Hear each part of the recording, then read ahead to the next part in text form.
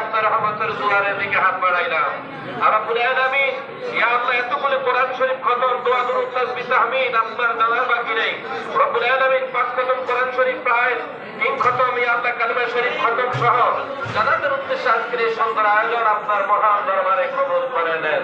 খতম শরীফ দোয়া দুরূদ তাসবিহ তাহমিদের হাদিয়াগুলি লক্ষ কোটি গুণে গুণান্বিত করে আপনার মহান দরবারে কবুল করার পরেই রাহমাতুল আলামিন নবীজি রওজা মুবারকে উম্মতের আমলের দিকে তাকিয়ে রয়েছেন। হুজুরের নূরানি পাক কদম মুবারকে কবুল করে নেন।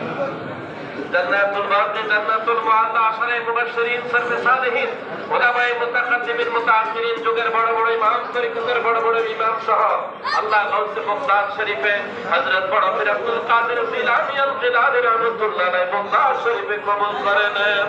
আর রাসূল নবীর বাংলাদেশের মধ্যে বাবা শাহজালাল শাহপুরান সহ ভারতবর্ষের হাজার পীর সেঞ্চুরি রাহমাতুল্লাহ আলাইহি ওয়ারিস পাক দরবার শরীফে সৈয়দ হাজী হাফেজ ওয়ারিস আলী শাহ রাহমাতুল্লাহ আলাইহি সালাম মুর্শিদ কেবলা সৈয়দ গফুর শাহ হুসাইন মুক্তাদা হুজুর ভাইয়ের নূরানি পাক কদমে কবুল করে নেন।